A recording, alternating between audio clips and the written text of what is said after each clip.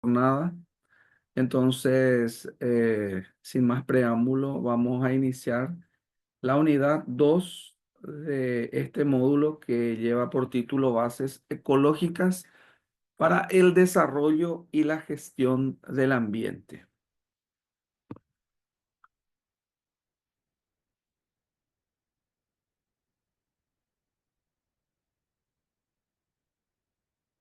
Hoy vamos a hablar de ecología de poblaciones y comunidad.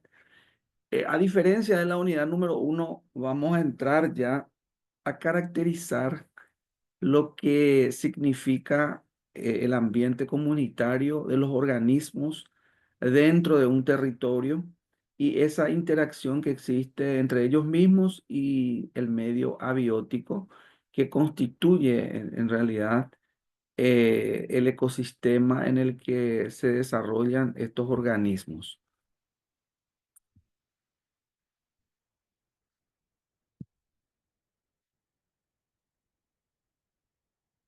Bueno, el contenido de hoy pide hablar un poco de las poblaciones, del concepto de lo que son las poblaciones, de los atributos de una población, las características explícitas de una población, de cómo crece la población dentro del ecosistema, de la interacción también que puede o que pueden, en este caso, en forma pluralizada, existir entre dos especies, de los tipos de interacción entre dos especies también y de las comunidades, finalmente, el concepto de lo que son comunidades, las características de una comunidad y la naturaleza también de una comunidad. Como se darán cuenta, vamos a desarrollar el 50% de esta unidad y si Dios permite, que así estoy seguro que va a ser, mañana vamos a culminar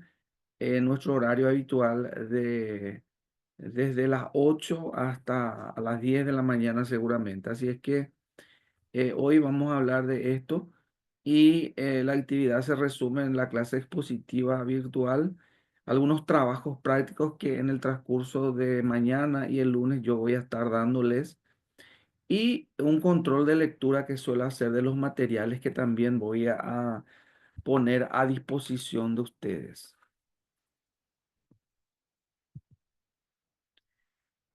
Bueno, en primer lugar, vamos a hablar de la biosfera, ese ambiente planetario en donde se desarrolla la vida, pero en el que existe una serie de organismos, de organización de tales organismos y de interacción con el medio abiótico, llámese agua, aire, radiación, etcétera, tierra. Y vamos a ver un poco qué es lo que constituye la biosfera. Y pueden ver un esbozo, un gráfico aquí, en donde inicia todo con el átomo, que hasta hace poco era la unidad mínima de la materia. Ustedes saben que hoy en día la unidad mínima de la materia es el quantum, ¿verdad?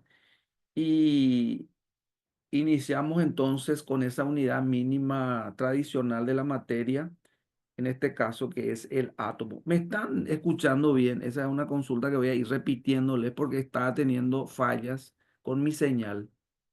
Se te escucha súper bien, profe. Excelente, excelente. Entonces sigo. Bueno, la unidad mínima de la materia es el átomo en forma tradicional. Hemos dicho ya que la física cuántica hoy ha avanzado también en forma muy acelerada y determinó que la unidad mínima de la materia es el quantum, ¿verdad? Que no vamos a entrar aquí a hablar de eso, habida cuenta de que el programa no pide hablar de eso. Pero antes de avanzar con todo el circuito que hace a la biosfera, me interesa mucho hablarles a ustedes de que todo lo que pueda suceder, eh, no solo en el planeta, sino en el universo, según la ciencia, está dado por dos componentes básicos. Uno de los primeros componentes es la materia y el otro componente es la energía. Materia y energía son dos elementos que constituyen el todo del universo.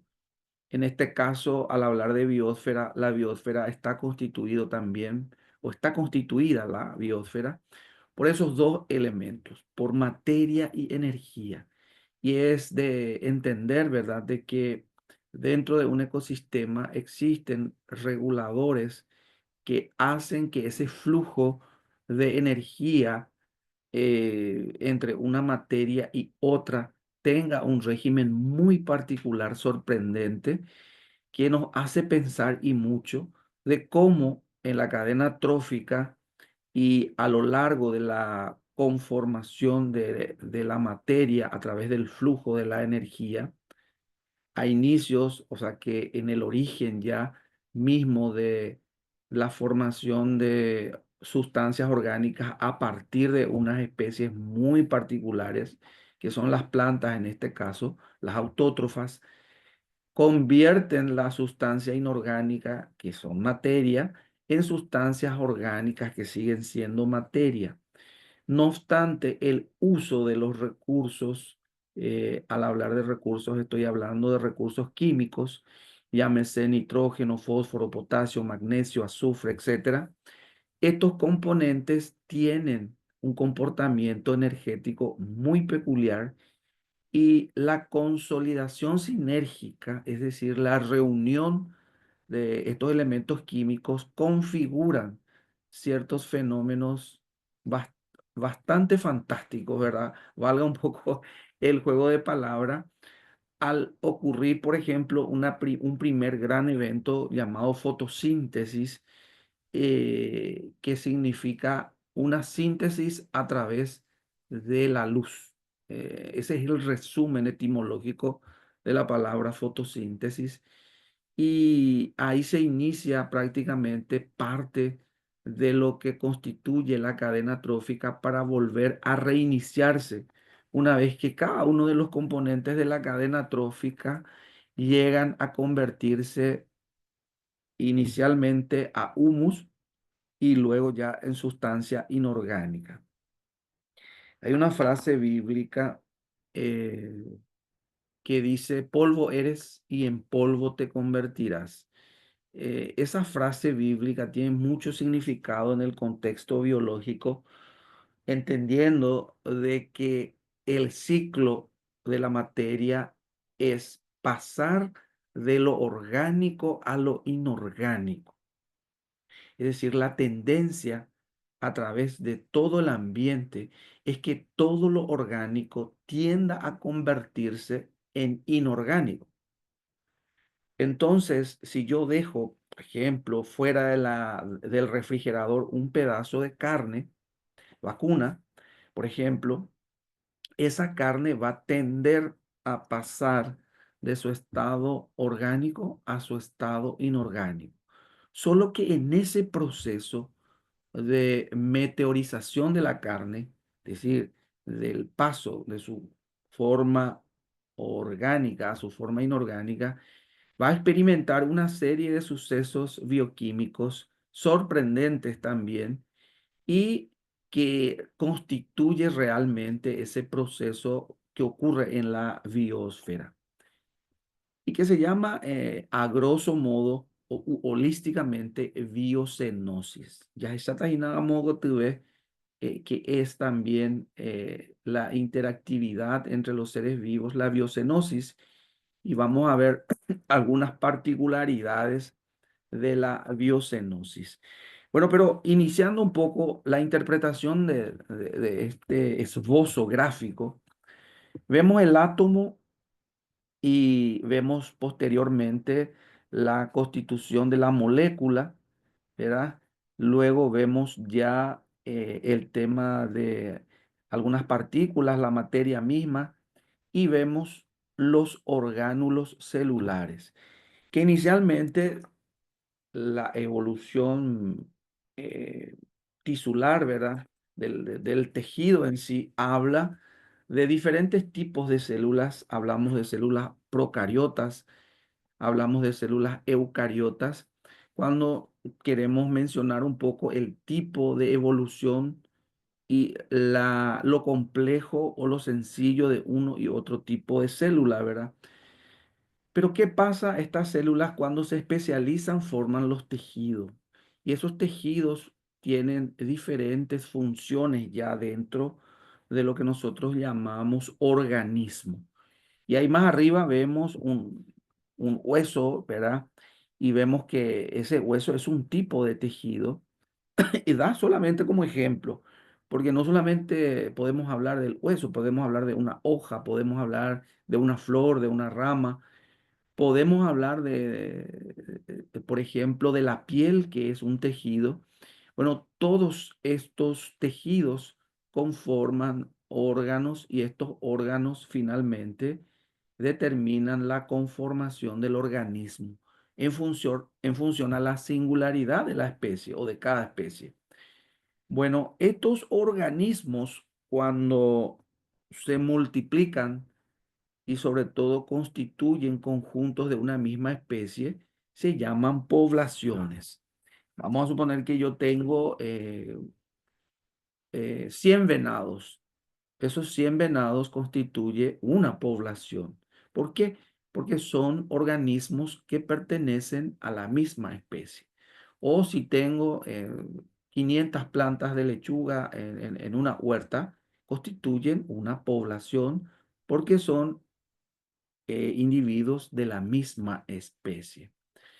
Ahora, más adelante vamos a ver que el conjunto de diferentes poblaciones, venados, lechuga, conejo, lombrices, escarabajos, etcétera, constituyen ya la interacción, o sea que el relacionamiento de las poblaciones constituyen lo que nosotros llamamos comunidades. Ya después vamos a ver más adelante. Pero luego aparece la palabra biocenosis en nuestro esbozo. ¿Y qué es la biocenosis? Es la interacción entre los seres vivos, pero de diferentes poblaciones. Es muy parecido a la comunidad, solo que la comunidad se circunscribe en un territorio dado. Y la biocenosis puede darse cuando hablamos, sin considerar el territorio, la interactividad que existe entre las poblaciones. Vamos a suponer la interactividad que pueda existir entre la garrapata y el bovino, por ejemplo, es ya una interacción entre una población de bovinos o una población de artrópodos, ¿verdad? Por ejemplo. Bueno, después vemos la palabra ecosistema que no solamente relaciona una población con otra, sino así como al hablar de comunidad, relaciona ya la interacción de esas poblaciones con el medio abiótico, con el medio abiótico territorial. Y cuando hablamos de de biomas, hablamos de conjuntos de ecosistemas que pertenecen a una serie de particularidades que le define. Por ejemplo, una sabana es un bioma. Eh, una población ictícola marina es un bioma. Estamos hablando ya de características muy particulares y que incluye un territorio muy vasto ya. El ecosistema incluye un territorio no tan vasto como aquel que se refiere a un bioma. Bueno, y todo lo que estamos diciendo, aquí vamos a ver un poco los conceptos, ¿verdad? Hemos dicho que la población es un conjunto de individuos que pertenecen a la misma especie y que ocupan el mismo hábitat. Conjunto de individuos u organismos pertenecientes a una misma especie y que habitan el mismo lugar, se repite eso, por lo que intercambian, a escuchar muy bien esto, material genético por medio del proceso reproductivo y generan descendencia fértil. Bueno, aquí voy a hacer un paréntesis nada más y hablarle un poco de un tema que está muy en boga y que tiene que ver con que la ciencia no hace tanto, un poco más de 30 años, empezó a hurgar con el tema del mapeo genético. Es decir, empezó a tocar el ADN y a identificar los códigos que determinan ciertos caracteres dentro de cada una de las especies de la biosfera. Por ejemplo, si yo quiero que un durazno sea más dulce de lo usual y en el común de los casos y en épocas remotas era imposible hacer que el durazno sea más dulce.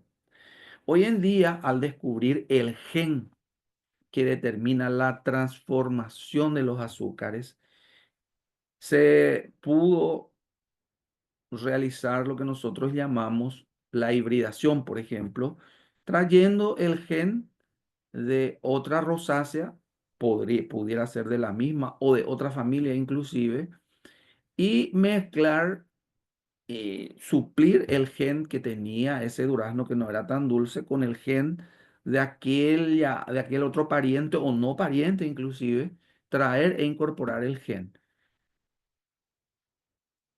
con el riesgo de que pudiera ocurrir algunas u otras cosas a lo largo de las generaciones.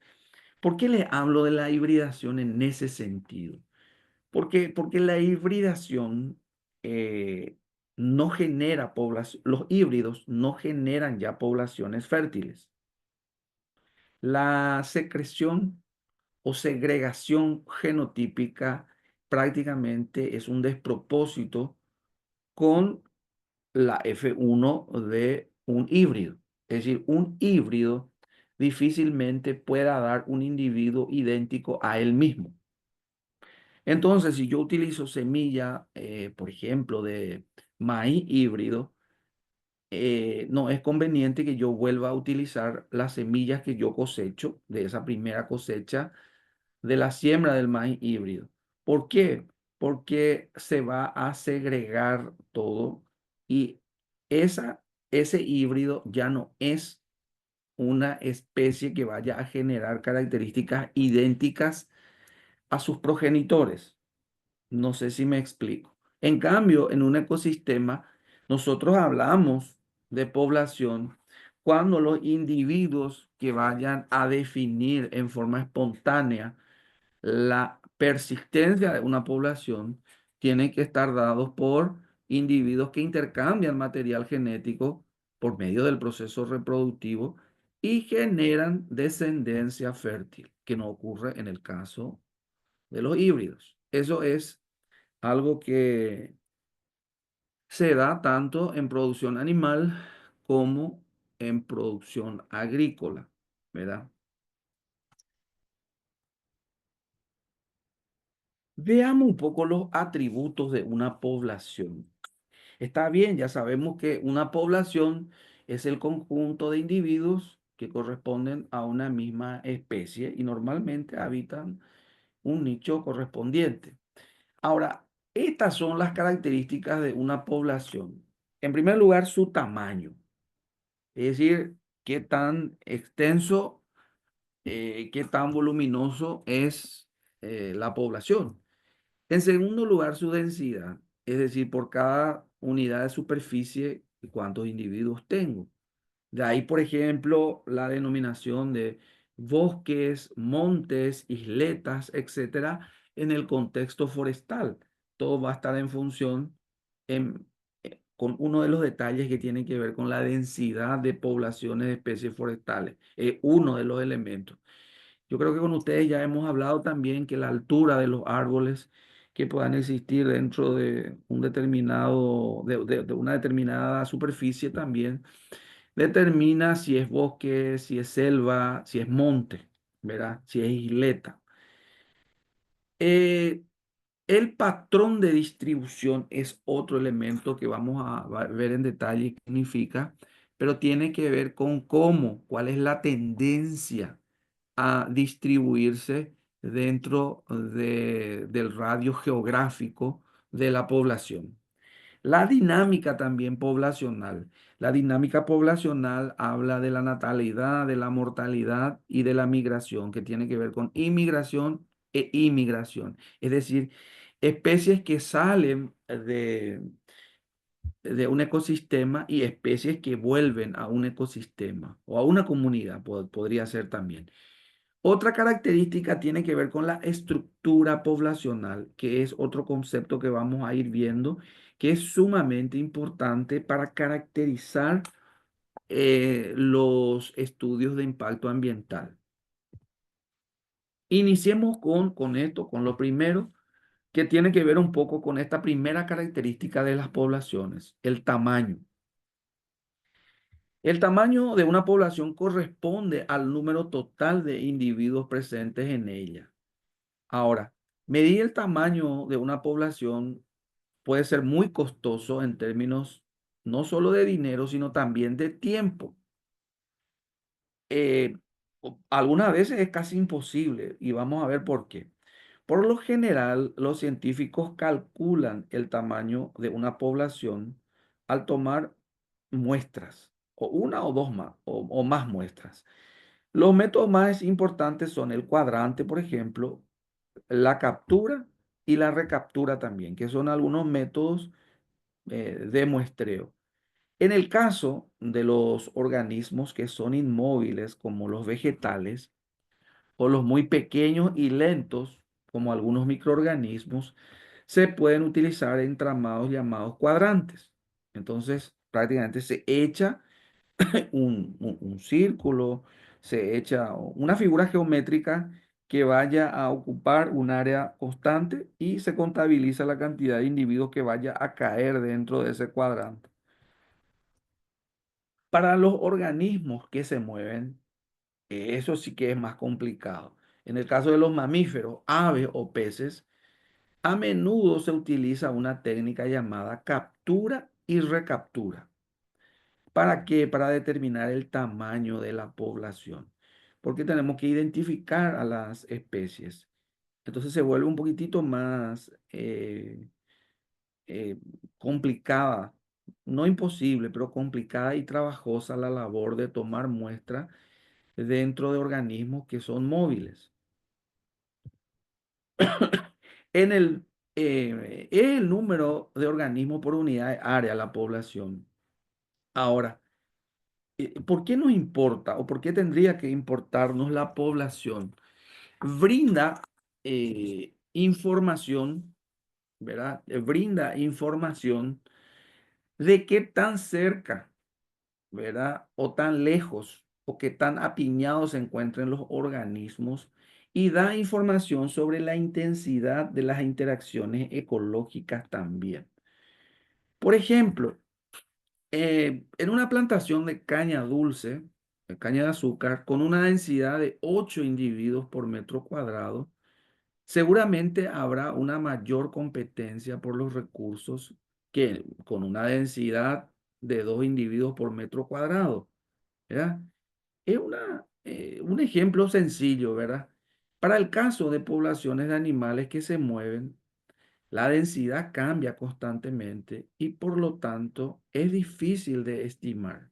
Esto es lo que estábamos diciendo, que si yo digo, bueno, vamos a hacer un primer trabajo práctico y vamos a determinar la población de conejos salvajes de conejos salvajes dentro de un territorio dado de no más de 2 hectáreas. Va a ser muy difícil, primero luego porque están muy camuflados, se esconden mucho. Y por otro lado, se mueven mucho. Entonces, lo que se hace es la captura, la identificación y la recaptura para ese efecto, ¿verdad? En la mayoría de los casos, la densidad debe estimarse a través de un muestreo poblacional. Y claro, eso siempre, ¿verdad? Casi siempre, no, en algunos casos excepcionales no, ¿verdad? Eh, Perdón.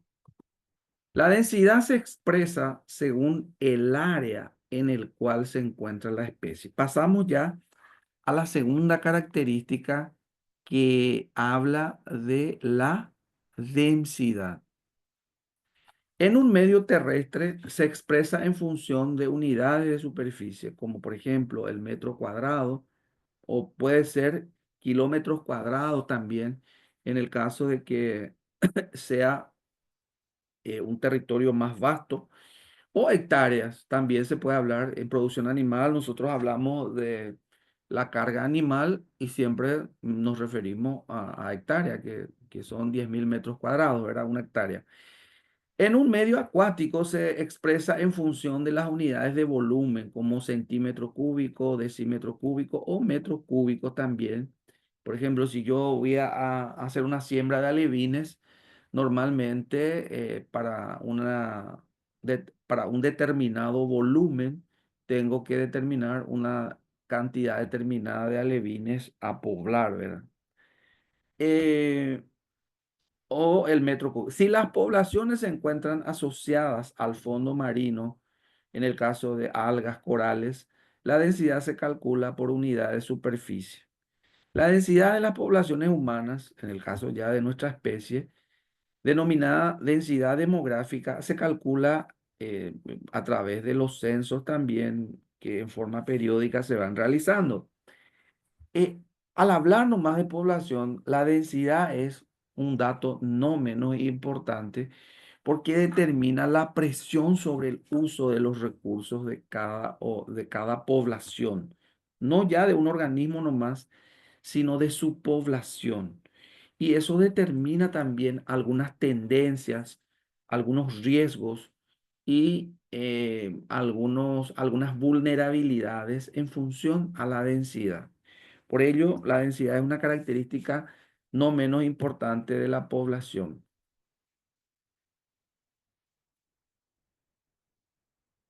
La dinámica de las poblaciones ya también es un factor fundamental. En algún momento de sus respectivas vidas, la mayoría de las especies se desplazan o se dispersan provocando un cambio en el número de individuos de su población o en su población. Siempre hay o existe esto de la variabilidad poblacional a lo largo del tiempo. El potencial biótico corresponde a la máxima capacidad reproductiva de una población en condiciones óptimas. Reitero, el potencial biótico corresponde a la máxima capacidad de reproducción de una población en condiciones óptimas y la resistencia ambiental. Hemos hablado que la resistencia ambiental prácticamente es el freno que encuentran las poblaciones para no sobrepoblar un territorio. Reitero, es un freno. Ahora, ¿cuáles son los componentes de ese freno? La temperatura, la humedad, el fotoperiodo, la presión atmosférica, el viento. Las condiciones medioambientales son factores que tienen que ver con la resistencia ecológica y también la cadena trófica en la que aparece componentes de la cadena que regulan ciertas poblaciones. También tienen que ver con la resistencia ambiental. Pero en este caso, más tiene que ver con los factores abióticos.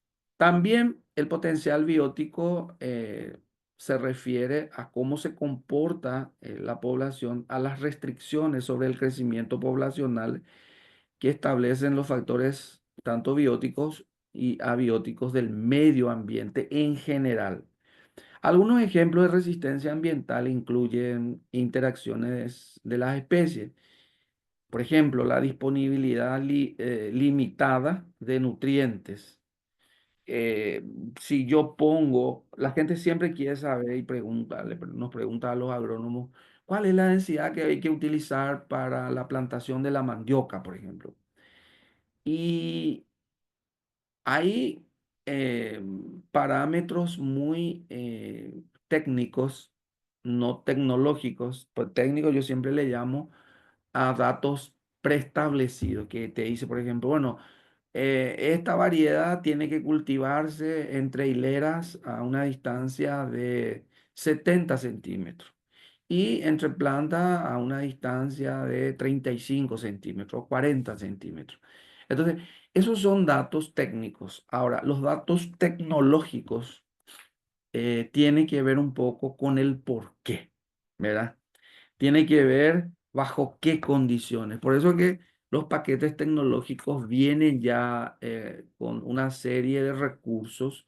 Es decir, ya te dice que tenés que aplicarle la cal agrícola, el fertilizante, que tenés que mantener cierta humedad, que tenés que mantener libre de competencia de malezas, etcétera. Ahora, al hablar de condiciones tecnológicas, hablamos de cuáles son los factores que hacen a la resistencia ambiental. Hasta no hace mucho tampoco, la gente, la gente sabrá, ¿verdad? Tal vez no ya ustedes, pero nosotros sí que pertenecemos tal vez a otra generación. Nuestros ancestros cultivaban la mandioca con una densidad poblacional muy baja, porque la dinámica poblacional creían que no tenía nada que ver con la luz, que a medida que estaban más separadas unas plantas de otras, podrían captar más luz y podrían tener más disponibilidad de nutrientes, que es obvio, ¿verdad? Ahora, lo que se descubrió con la era satelital es que existe un fenómeno que se llama protocooperación fotosintética. Es decir, que una planta cercana a otra, por más de que compitan por nutrientes, en realidad se ayudan a captar fotones, porque a través de la era satelital se pudo determinar que cuanto más masa verde hay en la superficie y esa masa verde es densa, los fotones asimilados son geométricamente superior, no aritméticamente, geométricamente superior.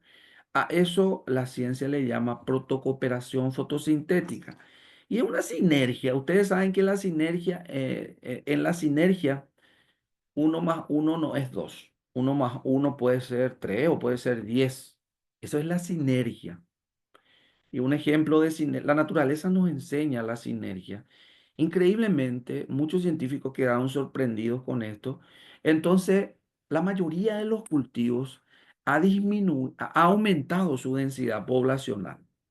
Es decir, veo ñeñote, veo ñeñote en la planta, solo que se controla un poco de que no falten nutrientes en el suelo, de que el agua que se le dé sea el ideal y otras condiciones mínimas. Pero cuanto más cerca está una planta de otra, más verde hay, es decir, más clorofila reunida ahí dentro de una superficie y eso hace que haya mayor captación de fotones y hay más fotoasimilados.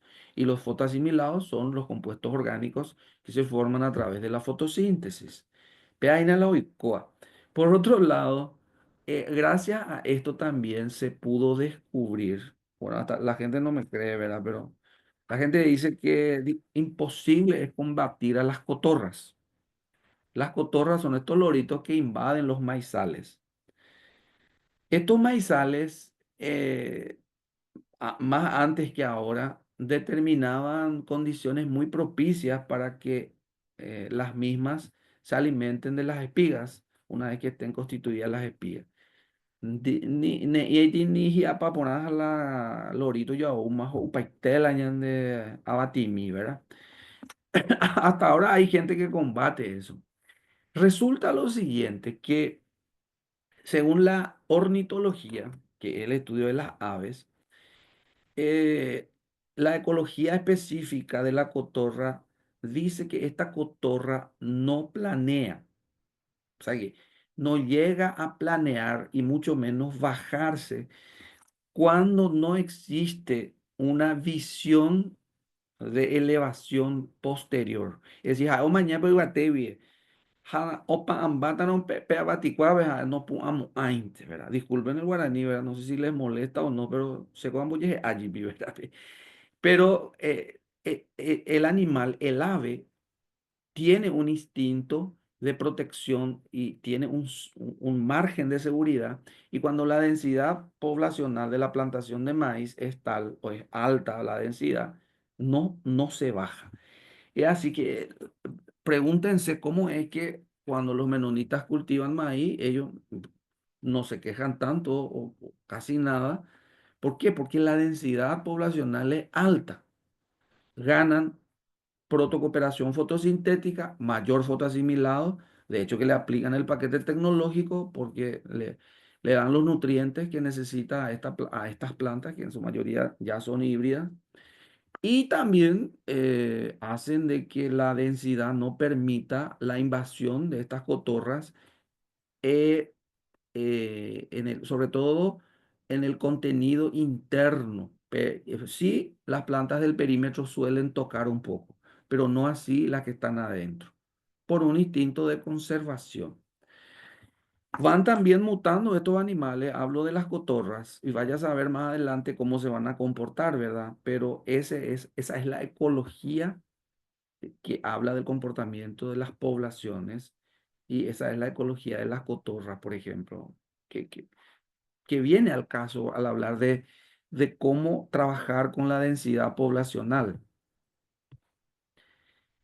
Bueno, y al hablar de la dinámica, ¿verdad? De las poblaciones, nosotros tenemos que hablar de la natalidad, de la mortalidad, de la migración y de la emigración. Entiendo yo que entre ustedes eh, hay un selecto número también de compañeros que son contadores, administradores, abogados, etcétera. Entonces es importante darles a entender que hay cuatro principios fundamentales de todo ser vivo: nacer, crecer, reproducirse y morir, ¿verdad? Ese es el ABC de la vida, ¿no? De todo organismo: nacer, crecer, reproducirse y morir. Es así que muchos nacen y cuando las condiciones ambientales son no propicias, en vez de crecer, ya se reproducen, ¿verdad? Yo siempre tiro el chiste de que no hay que descuidarse de aquellos que no han crecido tanto, ¿verdad? Porque ya no tienen tiempo que perder y se van a reproducir. Es así que cuando yo siembro una semilla de soja fuera de época, esa plantita echa unas pocas hojas pequeñitas, ¿verdad? Cuando resiste a las condiciones que no son propicias, y larga una floración fuera de época en el sentido de que florece mucho antes de lo establecido. Eso sucede también, la gente dice, a inverní", dice por el mango, por el aguacate, por la naranja, por el durazno, algunas veces. Tiene que ver con condiciones que tropiezan un poco con el principio de la vida, porque lo esencial en el contexto biológico son dos cosas: son la multiplicación y la preservación de la especie. O sea que toda especie tiende a multiplicarse y a preservarse. Entonces, por eso tenemos que hablar nosotros de estas características también poblacionales que tienen que ver con la natalidad, con la mortalidad y con la migración, ¿verdad? Que hace a la emigración, es decir, especies que salen de la población, inmigración, especies que llegan a la población o al mismo ecosistema, ¿verdad? Tiene que ver con la dinámica poblacional. Bueno, y empecemos con la natalidad. Son cálculos muy sencillos, ¿verdad? Los que estudiaron biología saben perfectamente cómo se hace el cálculo de la natalidad. Es el número de nacimientos de una población en un periodo determinado de tiempo.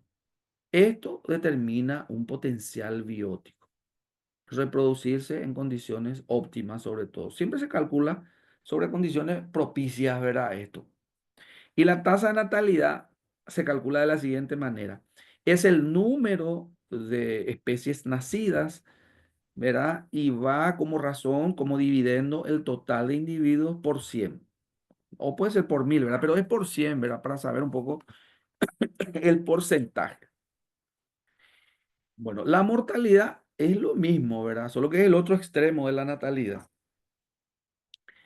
Es conocida como la disminución de las especies de la población debido a especies o individuos que fallecen en un lapso de tiempo determinado respecto del total de la población.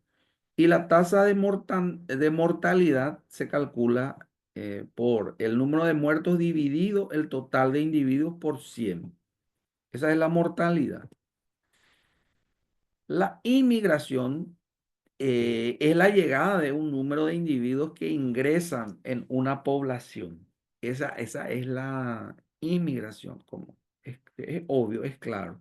Y la emigración es la salida de individuos de una población hacia otro lugar, hacia otro sitio. Al contrario a la inmigración, contribuye a disminuir la densidad poblacional junto con la mortalidad. Es decir, sumando la mortalidad a la emigración, nosotros tenemos una merma de la población. Estructura de la población. Bueno, al hablar de estructura, esto tiene que un poco hacernos entender de que cuando nosotros queremos meter dentro de un solo patrón estructural el análisis de una población, o sea, que de un ecosistema, nos topamos con una serie de complejidades. Las poblaciones pueden estar divididas en etapas o en clases de edad de importancia ecológica. Y esto puede ser una etapa prereproductiva, reproductiva y posreproductiva. Aquí es donde quiero con ustedes analizar, atender bien, ¿verdad? Estas etapas. La etapa prereproductiva tiene que ver con aquella población joven que aún no está en la etapa reproductiva. Entonces, eh, todos los organismos jóvenes de una población están dentro de esa estructura prereproductiva. Luego, cuando alcanzan la edad, constituyen y están en una etapa reproductiva y luego aparece la etapa postreproductiva en la que hablamos de la senescencia en el caso de los vegetales y de la vejez en el caso de los animales, pero es ya una etapa postreproductiva. Es fundamental esto porque ustedes ven que hay vedas, por ejemplo, vedas de caza y de pesca. Y normalmente estas vedas se hacen cuando la población tiene un alto tenor de especies que están en la etapa reproductiva. En la fauna ictícola se hace, ¿verdad? En los ríos se hace esa veda justamente para preservar a la especie, que tiene que ver con la etapa esta reproductiva. Y tiene sus épocas dependiendo a qué población nos estamos refiriendo. ¿Cuánto tiempo los individuos permanecen en cada etapa? Depende en gran medida del ciclo de su vida. Eso, reitero, usted va a decir, ¿cuánto tiempo es la etapa prerreproductiva de un roedor? Y es bajísima la etapa prerreproductiva. Y la reproductiva, increíblemente, es altísima la etapa reproductiva. Entonces no hace falta hacer ninguna veda en el caso de los roedores. Por eso, eh, una pregunta que yo siempre me hice fue, ¿por qué será que no podemos criar carpinchos? Que es un roedor, uno de los roedores más grandes, puesto que dentro de la estructura poblacional, ellos están siempre, como todo roedor, en una etapa siempre reproductiva, ¿verdad? Y están ahí los ratones, los conejos, etcétera. Pero, ya me enteré de que tiene mucho que ver con la cadena trófica y tiene mucho que ver con la garantía de que exista eh, la alimentación y el ecosistema para que ellos encuentren ese ambiente ideal, ¿verdad? Para que se reproduzcan. Entre las especies anuales, la duración de la etapa prerreproductiva tiene poca influencia en la tasa de crecimiento de la población, cuando hablamos de una especie anual. En organismos con tiempo de gestación variable, la duración de este periodo prerreproductivo tiene un profundo efecto sobre la tasa de crecimiento de la población. Eh, Les quiero hablar en producción de pasturas, por ejemplo, nosotros los agrónomos siempre sabemos por la fisiología y específicamente por la fenología del cultivo. Fenología es la aparición o desaparición de ciertas fases en la formación de ciertos órganos. El pasto, cuando empezó a crecer y alcanzó sus 40 días de etapa foliar, es la etapa en la que arroja una mayor cantidad de proteína bruta, ¿verdad? De proteína bruta útil y luego empieza a bajar ese tenor. Pero nosotros no podemos permanentemente mantener en ese periodo a la pastura, pero lo necesitamos en ese periodo. Y se dan cuenta que no es una etapa reproductiva, es una etapa prerreproductiva y que dura muy poco. Ustedes ven el pasto en sus casas, ¿verdad? Cuando crece. Cuando es verano, las gramíneas, los pastos son gramíneas, crecen a una velocidad exorbitante y van a ver que ja, y ahí yo cacua pa poner y potuma que tú llevo hoy. ¿Por qué? Porque hace calor, no hay suficiente tenor de humedad, encuentran las condiciones difíciles y por esos principios de nacer, crecer, reproducirse y morir, nace como no puede crecer y potuma tú andas o guasui, pero y pote. ¿Por qué? Y ahí tienen que preguntarse ustedes, ¿por qué será que este pasto normalmente cuando las condiciones son ideales de humedad, por ejemplo, tiene buena hoja, que es lo que uno busca en un pasto, pero cuando no y hay sequía, a pesar de que no tenga buena hoja, tiene muchas flores? ¿Y por qué? Porque esa es la tendencia, la preservación de la especie y lo que asegura la preservación de una población es la tasa reproductiva, la multiplicación. Entonces, en algunas especies, los periodos prerreproductivos son tan importantes como los reproductivos también, ¿verdad? En organismos con tiempos de gestación variables, la duración del periodo prerreproductivo tiene un profundo efecto sobre la tasa de crecimiento de la población. En cambio, los organismos de vida corta eh, generalmente aumentan de manera rápida con un breve intervalo entre las generaciones. Y aquí podemos hablar de los mosquitos. Impresionante es el mosquito. Si ustedes preguntan por ahí a algún entomólogo, ¿Bovis biológico es la Aedes aegypti? ¿Cuánto tiempo es lo que vive el Aedes aegypti? Increíble es que no vive más de 30 días el Aedes aegypti, ¿verdad? Si mal no me equivoco, no quiero mentirle, también no estoy muy seguro, pero creo que un mes y piquito vive el Aedes aegypti. Pero increíblemente el huevo permanece en estado latente, en letargo, pero activo, activo en el sentido de espera de condiciones ambientales ideales para romper la resistencia ecológica y eclosionar. Es decir, como que su periodo de vida es tan corto, su periodo de permanencia potencialmente activo o reproductivo en etapa de oviposición es altísimo. Puede haber 8 meses de sequía y al noveno mes llueve. Jau, pero o ya paité la lluvia. ¿Entienden? Y la multiplicación es abismal. La tasa de multiplicación es abismal, ¿verdad?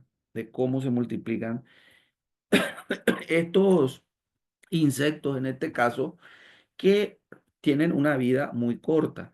A medida que el periodo de vida del organismo es más largo, también es más lento el proceso reproductivo de tales especies.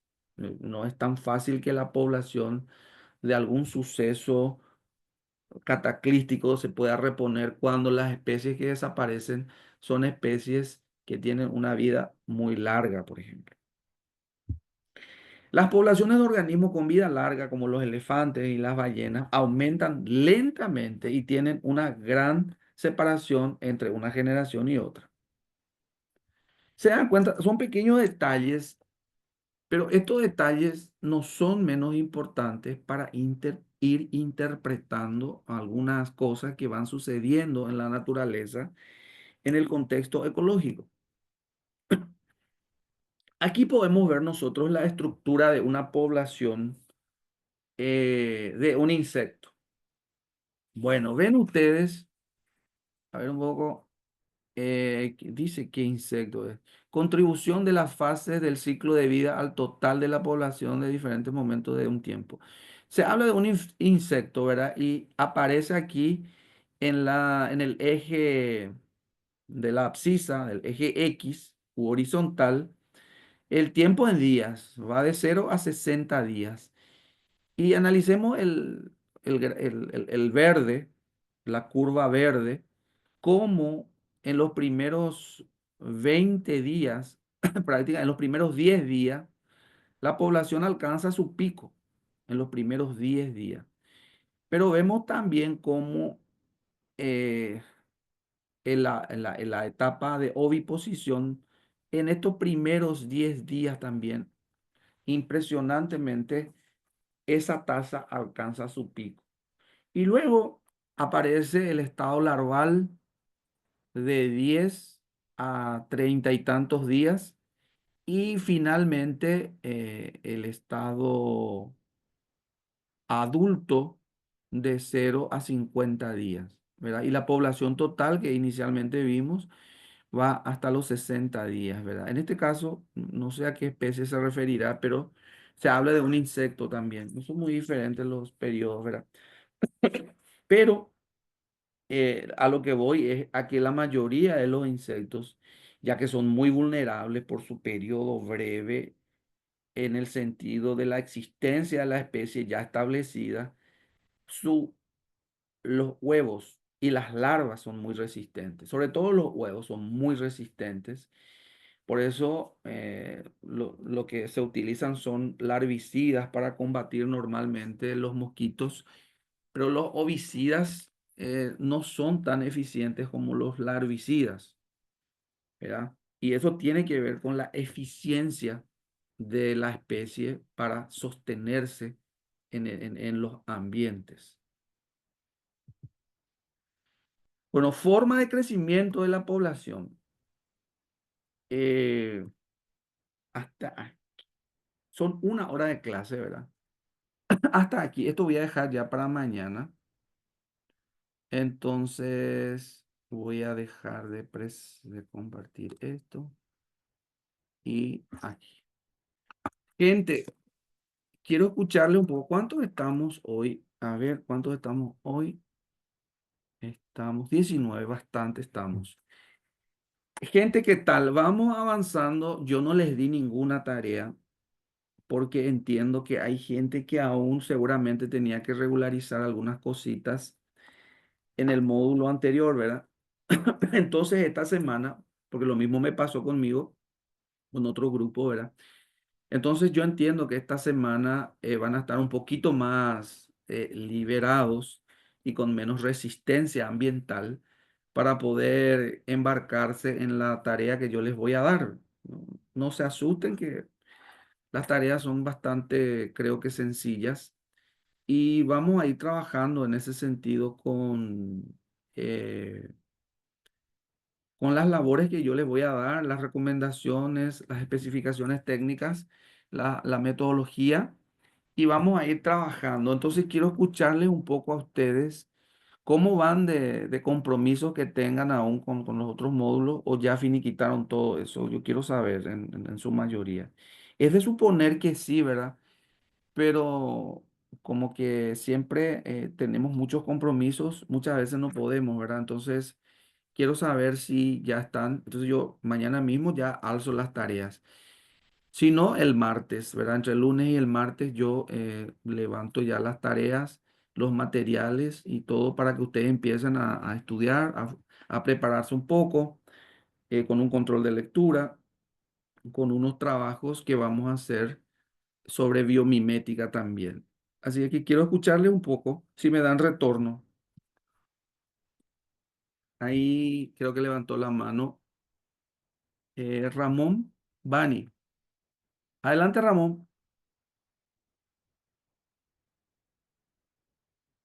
Buenas noches, profesor. Buenas noches, Ramón. Un gusto, adelante. Discúlpeme, profesor. Hace 15 días hospitalizado y estoy todavía en el hospital. Estoy en Concepción, primer departamento, y yo presenté los cuatro trabajos prácticos de la otra materia, pero todavía no rendí. A mi profesor, de mi parte, yo le podría pedir un favor que el martes de la otra semana, creo que ya voy a estar mejor para hacer nuestro trabajo práctico. Y disculpe el atrevimiento, doctor, de decirle esas cosas. No, al contrario, ese no es un atrevimiento. Yo le agradezco porque muchas veces uno teme a pedir, ¿verdad? Y hay que pedir con tiempo, porque como le decía a un grupo de estudiantes, hay solamente cuatro salidas a un problema. Afrontar el problema, huir del problema, someterse al problema o morirse en vida con el problema. Esto último es lo que más ocurre según los antropólogos actualmente. La gente vive muriéndose y esa muerte extemporánea se llama preocupación. En exceso, por supuesto. La preocupación no es mala cuando no es en exceso, pero tenemos tantas cosas y vivimos preocupados y prácticamente muertos en forma extemporánea. Entonces, a lo mejor estoy muy equivocado, ¿verdad? Pero lo que yo les invito es a que afronten o huyan a tiempo, ¿verdad? Lo primero es ideal. Y lo tercero, someterse, yo creo que es lo peor, porque es vivir genuflexo también, ¿verdad? El sometimiento es vivir genuflexo. Creo yo que es importante afrontar o huir. Huir a tiempo nunca es cobardía. Y yo entiendo nomás que ustedes han afrontado, por eso están en esto.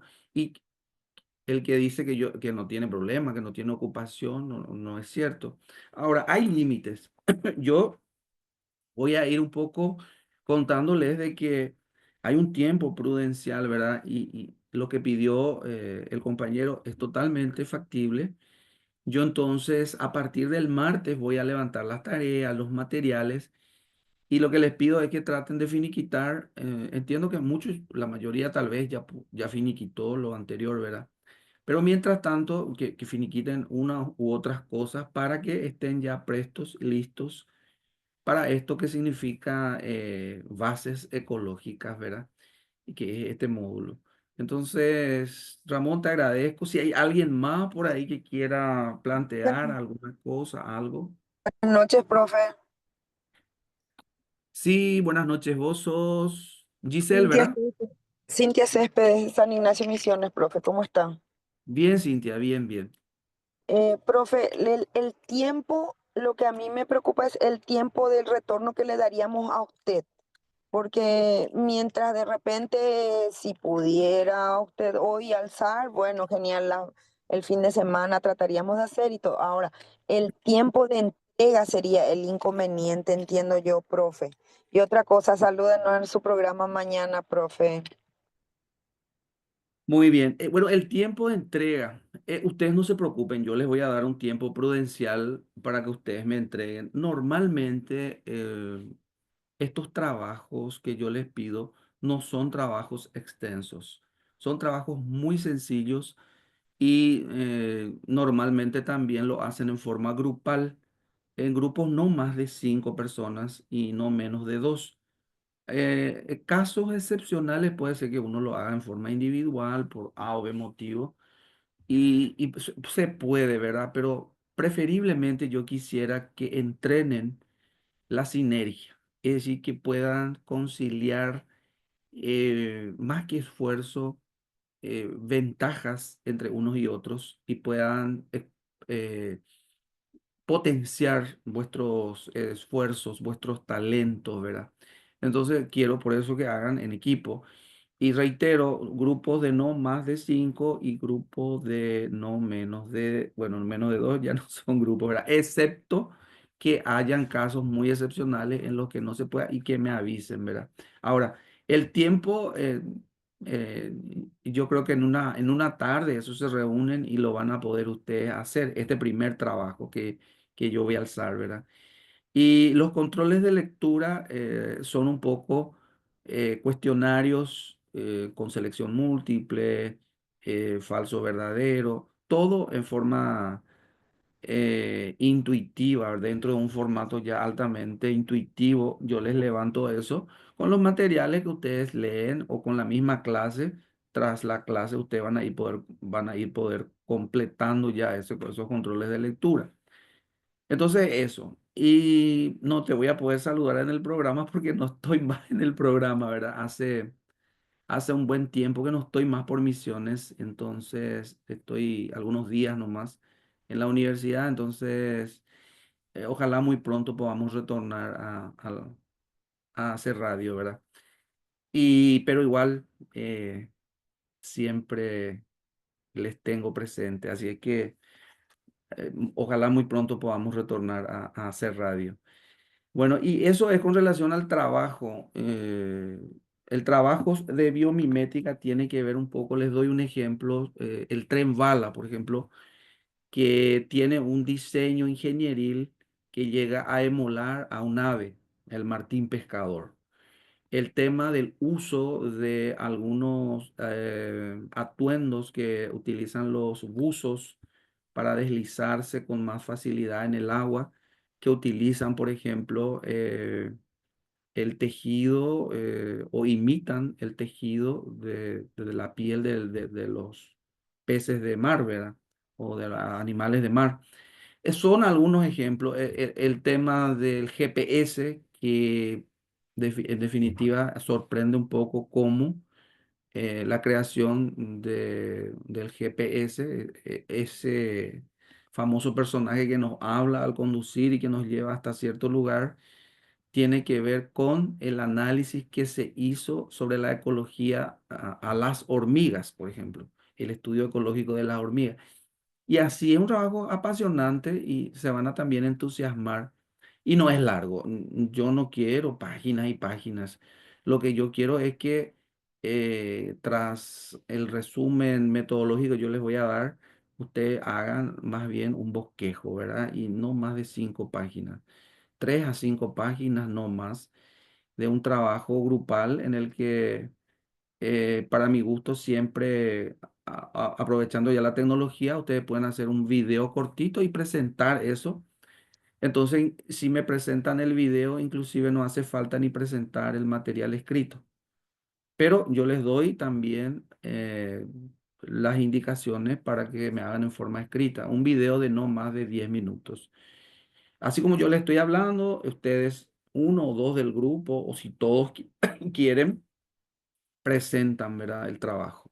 Yo estoy adelantando nomás algo que yo en la plataforma voy a ir dándoles la explicación en forma inextensa. Van a tener todos los detalles ahí. Eso es. Así es que si hay alguna otra consultita, alguna otra pregunta, duda que vayan a tener.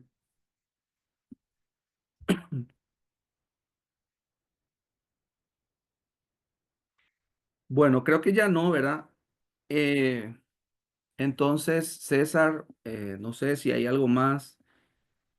El enlace para la asistencia, no se olviden por favor de eso, del enlace para la asistencia. Eh, Suelen querer sacar unas fotitos por ahí para las evidencias también, parece. No sé si César quiere eso.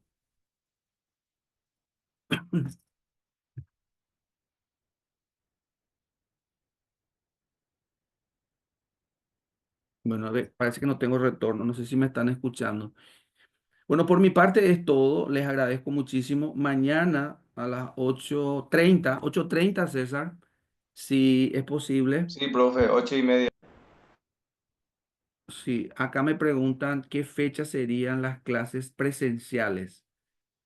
La clase sería una sola clase, sería un sábado, bien intenso sería ese sábado, y sería de este sábado que viene en 15 días.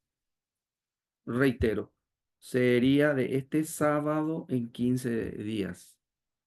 Esta es la segunda la segunda sesión, entre hoy y mañana sería la segunda sesión. Vamos a tener una tercera y la cuarta sesión va a ser la presencial, si les parece. Entonces, por mi parte es todo. Muchísimas gracias. Que tengan una bendecida noche y gracias por la atención prestada. A Dale, usted, profe. profe, muchísimas gracias. Mejoría. Gracias, profe.